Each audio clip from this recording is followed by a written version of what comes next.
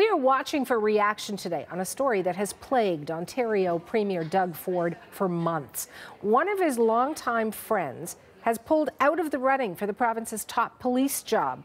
Ron Taverner's appointment sparked controversy because of his connection to the Premier. Ford has denied any involvement in the selection process, but that hasn't stopped calls for a public inquiry.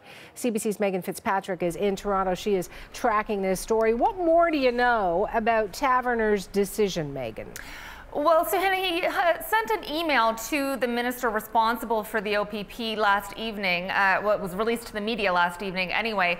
Sylvia Jones is the minister, and in it, in this letter, Taverner said that it wasn't an easy decision for him to make, that he believes he does have the skills and experience to lead the Ontario Provincial Police, but that he is withdrawing his name from the position. He was hired by the government last fall, appointed to the position in November, but he's now bowing out. Let's take a listen or a look at what he wrote in the letter as to why he's making this decision. He wrote, "I've come to this decision to protect the integrity of rank and file police officers given the controversy surrounding my appointment." And there was a lot of controversy since it was made last fall, not only because Taverner is a friend of the Premier's, but it was also revealed that the job qualifications for OPP Commissioner were amended a few days after the original posting went up, changed in such a way that Taverner, who was a police officer here in Toronto, was eligible to apply.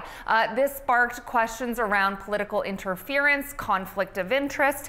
The question his decision yesterday, though, Suhanna raises is why now? In December, Taverner delayed taking over the OPP because of the controversy and the investigation underway by the Integrity Commissioner that is being done at the request of the official opposition, the NDP. Taverner had said he would wait until that was done to take over the job, but now he's gone ahead and withdrawn from it without the results of that investigation. And the timing of this we have to talk about because it comes 2 days after Brad Blair was fired.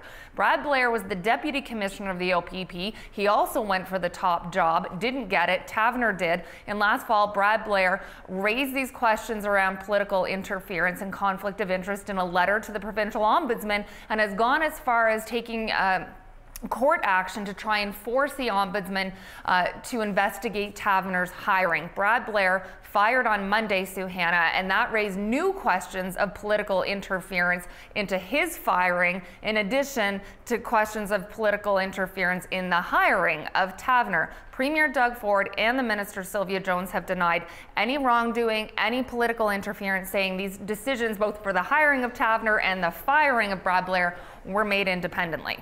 So, reaction to Taverner's decision, what are you seeing?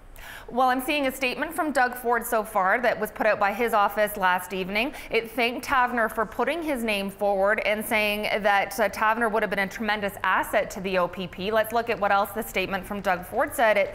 It reads, "Our objective has been to bring new leadership in order to address many long-standing and systemic issues that have existed for some time within the OPP. It's very unfortunate that the opposition has chosen to politicize this process rather than focusing on how we can support our frontline officers."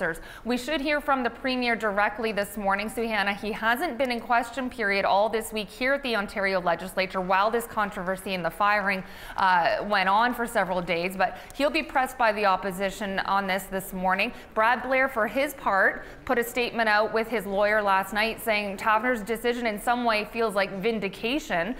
He feels like this decision was long overdue and that he intends to take some action because of his firing, seeking, he writes, accountability and compensation for it. So it looks like Brad Blair is set to challenge the government over his firing. So there's a lot of development still to come on this, Suhanna, and the NDP has not given up its push for a public inquiry into all of this. So we'll watch for a question period this morning, and I'm sure there'll be lots of reaction afterwards. Then we'll talk again. Thank you, Megan. CBC's Megan Fitzpatrick. She is in Toronto.